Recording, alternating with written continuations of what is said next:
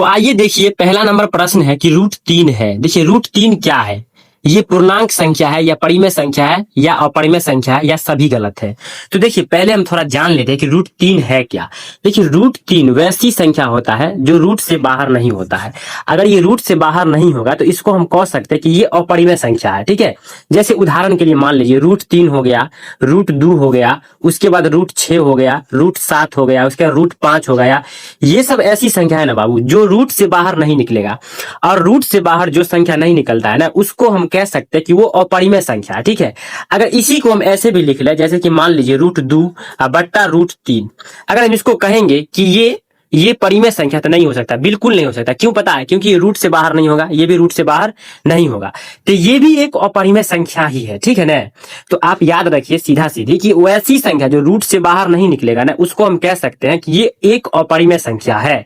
तो देखिए रूट 3 जो है ना, ये रूट से बाहर नहीं निकलेगा, तो ये एक अपरिमेय संख्या है। ठीक है, तो ऑप्शन सी इसका करेक्ट आंसर हो जाएगा। आइए थोड़ा अब हम जान लेते हैं परिमेय संख्या के बारे में। ठीक है, देखिए परिमेय संख्या किसको कहा जाता है। सबसे पहले देखिए परिमेय संख्या जो होता है ना, वैसी संख्या होता है जो p बट्टा q के रूप में हम जिसको लिख सकते हैं, यानी कि अंश बट्टा हर के रूप में। ठीक है, अंश बट्टा हर के रूप में जिसको हम लिख सकते हैं, वही संख्या परिमेय संख्या होगा। अब देखिए जैसे मान लीजिए कि 2/3, ठीक है, ये जो है ना p बट्टा q के रूप में है, ये p बट्टा q के रूप में, तो ये परिमेय संख्या है। और देखिए एक और संख्या मान लीजिए रूट में हो गया 4। अब इसको देखिए, अब हम क्या कह सकते हैं, तो रूट 4 जो है ना, ये एक परिमेय संख्या। क्यों पता है? क्योंकि इसका जो है ना 4 का वर्ग होता है। 4 का वर्ग कितना होता है? 2 होता है। और जब ये उसका वर्ग होगा बाबू, तो वो रूट से बाहर आएगा। ठीक है, और रूट से जब बाहर आएगा तो किसी भी संख्या के नीचे 1 होता है, तो ये p बट्टा q के रूप में है। जब ये p बट्टा q के रूप में है, तो इसको हम कह सकते हैं कि ये परिमेय संख्या है। ठीक है, और एक चीज और जानिए, देखिए जीरो जो होता है, जीरो भी एक परिमेय संख्या होता है। क्यों पता है? क्योंकि किसी भी संख्या के नीचे 1 होता है और जीरो के नीचे 1 होगा, तो ये भी p बट्टा q के रूप में है, तो ये भी एक परिमेय संख्या है। तो देखिए ये क्वेश्चन पूछ सकता है कि जीरो कौन सी संख्या है, परिमेय संख्या है या अपरिमेय संख्या है, तो आप बताइएगा जीरो एक परिमेय संख्या है। ठीक है, यहां तक क्लियर है? तो चलिए हम चलते हैं अगला प्रश्न पे। तो आइए देखिए 2 नंबर प्रश्न क्या है। तो देखिए 2 नंबर प्रश्न है कि निम्नलिखित में से कौन अपरिमेय संख्या है। देखिए अपरिमेय संख्या अभी हम बताए हैं, वैसी संख्या को कहेंगे जो रूट से बाहर नहीं निकलेगा। देखिए ये 49 जो है ना, रूट से बाहर निकल जाएगा। कैसे पता है? जब 7 को 7 से गुना करेंगे ना, तो 49 आ जाएगा। जब रूट के अंदर है तो किसी भी संख्या का अगर जोड़ा लगता है रूट के अंदर, तो रूट से बाहर आता है। ठीक है, जब 7 को 7 से गुना करेंगे तो 7 7 49 हो जाएगा। ठीक है, तो देखिए 7 जो है ये परिमेय संख्या। क्यों पता है? क्योंकि इसके नीचे 1 छुपा हुआ है, तो 49 का वर्गमूल 7 होगा, 6 का वर्गमूल 6 होगा, 6 6 36, लेकिन 27 का कोई वर्गमूल होगा ही नहीं। ठीक है, तो आप देखिए करके भी देख लीजिए। देखिए अगर 4 को हम 4 से करते हैं ना, तो 4 चौका 16 हो जाएगा। अगर हम 5 को मान लीजिए 5 को 5 से करेंगे तो कितना होगा? 5 25 हो जाएगा। देखिए 27 नहीं आ रहा। अगर 6 को 6 से करें तो 36 हो जा रहा है। ठीक है, तो इसका मतलब ये हुआ कि इसका आप वर्गमूल नहीं कर सकते हैं, तो 27 रूट से बाहर नहीं आएगा। इसका मतलब ये जो है ना, यही जो है यही अपरिमेय संख्या है। तो ऑप्शन सी इसका करेक्ट आंसर हो जाएगा। अब चलिए अगला सवाल देखिए क्या है। देखिए बाबू अगला सवाल है कि निम्न में से कौन परिमेय संख्या है। देखिए अभी हम आपको बताए हैं वैसी संख्या जो रूट से बाहर आ जाएगा, और रूट से बाहर आने के बाद p बट्टा q के रूप में ही 100% हो जाएगा। तो देखिए ये 7 रूट से बाहर नहीं आएगा, तो ये अपरिमेय संख्या है। उसके बाद देखिए रूट 2 बट्टा रूट 7, ये भी नहीं आएगा, ये भी अपरिमेय संख्या है। रूट 3 बट्टा रूट 7, ये भी नहीं आएगा, तो ये भी अपरिमेय संख्या है। अब डी वाला देखिए 49 है ना, तो 49 का वर्गमूल हम बताया कि 7 होता है। ठीक है, और 81 का वर्गमूल 9 होता है। तो देखिए ये p बट्टा q के रूप में आ गया ना, तो इसको हम कह सकते हैं कि ये परिमेय संख्या है। इसका मतलब ये हुआ कि इसका जो सही करेक्ट आंसर जो हो जाएगा ना, ऑप्शन डी हो जाएगा। तो ऑप्शन डी इसका सही जवाब हो जाएगा। चलिए अब हम चलते हैं अगला प्रश्न पे। देखिए बहुत ही इंपॉर्टेंट क्वेश्चन सब है, तो आप वीडियो को थोड़ा सा भी स्किप नहीं कीजिएगा। ठीक है, हम आपको बहुत बढ़िया से सिंपल तरीका से हम समझा देंगे, तो आप बढ़िया से वीडियो को शुरू से अंत तक देखिएगा। ठीक है, चलिए देखिए आप 4 नंबर प्रश्न है कि दो अपरिमेय संख्या दे रखा 3 + 5 तथा 3 - 5 का गुणनफल है। चलिए इसका गुणनफल कर लेते हैं। तो देखिए 3 + √5, ठीक है, गुणनफल करेंगे। देखिए ये इंटू का मतलब गुना होता है, तो गुणनफल कर लेते हैं 3 - √5। ठीक है, इसको बहुत ही सरल तरीका से हम आपको बता देते हैं। देखिए इसको आप ए मानिए, इसको बी मानिए, इसको ए मानिए, इसको बी मानिए। अब देखिए a + b, ठीक है, a + b into a - b बराबर फॉर्मूला क्या होता है, आपको पता ही होगा कि a² होता है और -b² होता है। तो a हम माने हैं किसको, यहाँ पे देखिए ए प्लस बी इंटू ए माइनस बी का फॉर्मूला होता है ए स्क्वायर माइनस बी स्क्वायर। तो एगो ए हम 3 ले लेते हैं, ठीक है। उसके बाद एगो बी हम लेते हैं √5, ठीक है। माइनस है तो माइनस √5, राइट। स्क्वायर है तो स्क्वायर लगाएंगे √5। अब देखिए 3 का स्क्वायर कितना होता है, 3 3 9 होता है, माइनस। अब देखिए √5, जब √5 का जो स्क्वायर होगा ना तो डायरेक्ट 5 हो जाएगा। क्यों पता है? क्योंकि जब रूट के अंदर सेम सेम संख्या होता है, जब उसको गुना करते हैं, देखिए ये स्क्वायर का मतलब इसको 2 बार लिखेंगे, √5 गुने √5, राइट। अब देखिए जब जब रूट के अंदर सेम संख्या है, जब हम उसको गुना करते हैं ना तो रूट उड़ जाता है, डायरेक्ट 5 आ जाता है, ठीक है। डायरेक्ट 5 आ जाता है, तो हम यहाँ पे 5 लिख दिए हैं, ठीक है। अब देखिए 9 में से अगर हम 5 घटाएंगे ना, 9 में से 5 घटाएंगे तो 4 आ जाएगा, ठीक है। अब देखिए 4 जो है ना, 4 रूट से बाहर है, रूट से बाहर है ना, किसी भी संख्या के नीचे 1 होता है, तो ये P/Q के रूप में है ना। तो जब P/Q के रूप में है तो इससे ये सिद्ध होता है कि ये जो है ना दो अगर अपरिमेय संख्या का गुणनफल जो होगा ना वो परिमेय संख्या होगा। तो ऑप्शन ए इसका सही जवाब हो जाएगा, ऑप्शन ए इसका करेक्ट आंसर हो जाएगा 4 नंबर प्रश्न का। चलिए अब हम चलते हैं अगला प्रश्न पे। देखिए 5 नंबर प्रश्न है कि बहुपद x² - 6 के शून्यक है, इसका शून्यक निकालना। तो देखिए x² 16 है, -16 का शून्यक बराबर 0 हो जाएगा। शून्यक बोल रहा था 0 लिखेंगे। अब x² है, ये देखिए ये माइनस है, बराबर के उस साइड करेंगे, जब पक्षांतर करेंगे तो ये हो जाएगा प्लस, ठीक है। माइनस है तो +16 हो जाएगा। यहाँ से स्क्वायर उड़ाएंगे तो उधर रूट लगेगा, ठीक है, लेकिन प्लस माइनस में लगेगा, याद रखिएगा, ठीक है। अब देखिए 16 का वर्गमूल क्या होता है, तो 16 का वर्गमूल 4 होता है, 4 चौका 16 होता है ना। तो एक प्लस में होगा, एक माइनस में होगा। तो इससे ये सिद्ध हुआ कि एगो प्लस में होगा 4 और एगो माइनस में होगा 4, ठीक है। अब देखिए एक प्लस है एक माइनस वाला 4 आप खोज लीजिए कहाँ पे, ऑप्शन ए में है, ठीक है। तो ऑप्शन ए इसका सही जवाब हो जाएगा। चलिए देखिए 6 नंबर प्रश्न क्या है। तो देखिए 6 नंबर प्रश्न है कि बहुपद x² + bx + c, ठीक है ना, ए नॉट इक्वल 0 का आलेख होता है। देखिए ये परवलय होता है, तो ऑप्शन बी इसका करेक्ट आंसर हो जाएगा। देखिए अगला सवाल क्या है। तो देखिए 7 नंबर सवाल है कि बहुपद 3x² + 8x + 10 का घात है। देखिए घात पूछ रहा है। घात जो होता है ना, किसी भी समीकरण का जो पावर होता है उसको घात कहा जाता है। ये जो 2 है ये पावर है, ठीक है, इसी को घात कहा जाता है। तो इसका घात देखिए कितना है, 2 है, तो 2 इसका बिल्कुल राइट आंसर हो जाएगा।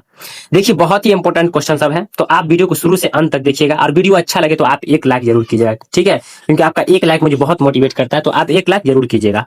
चलिए अब हम चलते हैं 8 नंबर प्रश्न पे। देखिए 8 नंबर प्रश्न है कि निम्नलिखित में कौन बहुपद है। देखिए बहुपद पहले जान लीजिए कि बहुपद होता है क्या, ठीक है। देखिए बहुपद उसको बोलेंगे जिसका घात पूर्ण संख्या होगा, और पूर्ण संख्या कितना क्या होता है, 0 से स्टार्ट होता है, 0 1 2 3 डॉट डॉट अनंत तक जाता है, ये सब पूर्ण संख्या है। और वैसा बहुपद जिसका घात 1 होगा, 2 होगा, 3 होगा, ठीक है ना, वो जो हो जाएगा बहुपद होगा, ठीक है। तो यहाँ पे देखिए इसका घात 2 है तो ये बहुपद है, लेकिन यहाँ पे देखिए x जो है ना, x रूट के अंदर है। जब रूट के अंदर है, जब यहाँ से रूट के अंदर है x, और जब इसका रूट उड़ाएंगे ना तो x का जो पावर आ जाएगा 1/2 आ जाएगा। जब 1/2 आ गया तो ये पूर्ण संख्या तो नहीं आया, तो ये जो है ना ये बहुपद नहीं है। उसके बाद देखिए b, ये भी बहुपद नहीं है। क्यों? क्योंकि x रूट के अंदर है। जहां x रूट के अंदर दिखे उसको आंख मूंद के आप कह दीजिएगा वो बहुपद नहीं है, ठीक है, आसान ट्रिक यही है।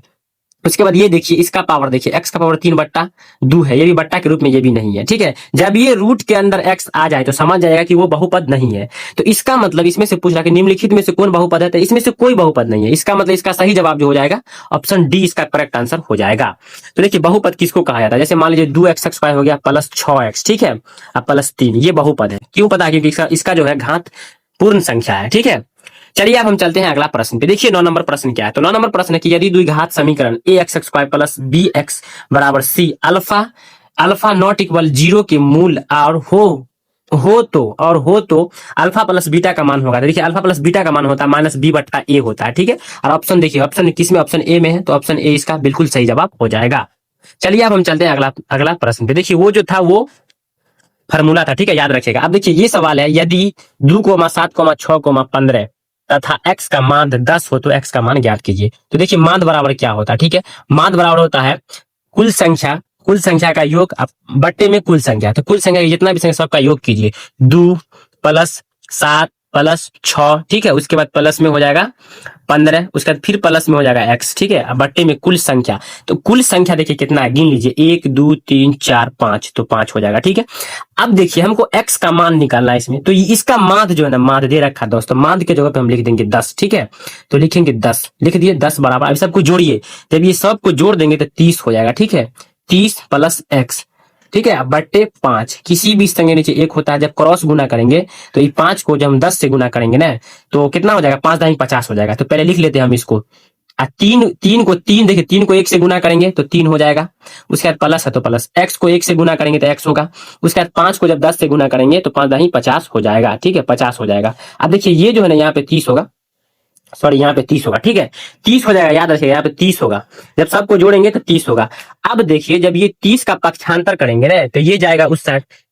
तो जब उस साइड जाएगा ना, तो देखिए कितना था, 30 था। 30 प्लस x बराबर 50 था। ठीक है, अब देखिए ये है कुछ नहीं था, प्लस में बराबर क्यों हो जाएगा तो माइनस हो जाएगा। तो लिखेंगे x बराबर 50, ये है प्लस बराबर क्यों चल गया तो माइनस 30। अब x में से हम 50 घटाएंगे तो 20 आएगा। यही हमारा करेक्ट आंसर निकल के आ गया, x का मान। तो देखिए 20 ऑप्शन बी में है, ऑप्शन बी इसका सही जवाब हो जाएगा। आइए देखिए 11 नंबर प्रश्न क्या है। तो 11 नंबर प्रश्न की निम्नलिखित में से कौन घटना की प्रायिकता नहीं होती है। देखिए घटना की कभी भी एक चीज जान लीजिए कि ये जो घटना होता है ना, प्रायिकता की जो घटना होता है, वो प्रायिकता का मान 0 और 1 के बीच होता है। तो 0 और 1 के बीच जब होता है तो 1.6 ये भी होगा प्रायिकता का मान। ठीक है ना। उसके बाद ये देखिए 20% है तो क्या होगा, 20% का मतलब होता है 100। ठीक है, अब जब 100 से जब भाग देंगे ना, तो यहाँ पे जैगो 0 है, कितना संख्या के बाद हम 0 बैठा देंगे। देखिए 1 2 दो संख्या 0 बैठाएंगे तो 0.20 होगा। तो ये भी देखिए, ये भी छोटा है ना, 0 और 1 के बीच में है, तो ये भी छोटा, ये भी प्रायिकता का मान होगा।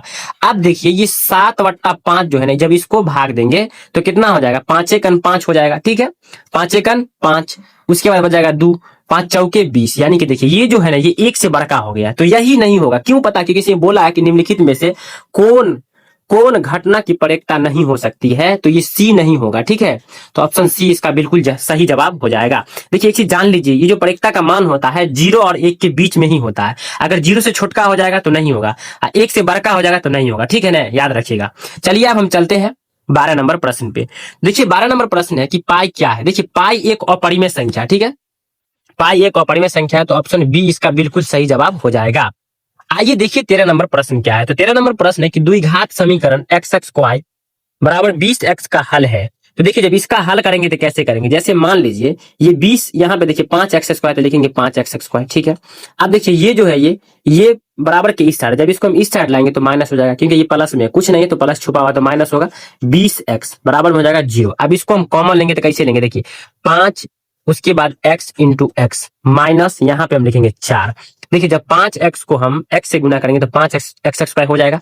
उसके बाद फिर 5x को जब हम 4 से गुना करेंगे तो 5 चौका 20x हो जाएगा। ठीक है, आप देखिए बराबर में 0 है तो 0। अब एक हम बाहर वाला लेते हैं, उसके बाद एक अंदर वाला लेते हैं। ठीक है, तो आइए ले लेते हैं। देखिए एक हम लिए बाहर वाला तो 5x बराबर 0 होगा। उसके बाद एक था x माइनस 4 बराबर 0। अब देखिए ये है गुना में, उधर जाके भाग में हो जाएगा। ठीक है, जब भाग देंगे ना 5 से 0 में तो x का मान 0 हो जाएगा। ठीक है, यहाँ पे देखिए ये माइनस है, बराबर के ऊपर जाएगा तो प्लस हो जाएगा। तो इससे ये सिद्ध हुआ कि 0,4 जो हुआ ना, ये इसका हल हुआ। तो आप 0,4 देख लीजिए, ऑप्शन ए में है। ठीक है, तो ऑप्शन ए इसका बिल्कुल सही जवाब हो जाएगा।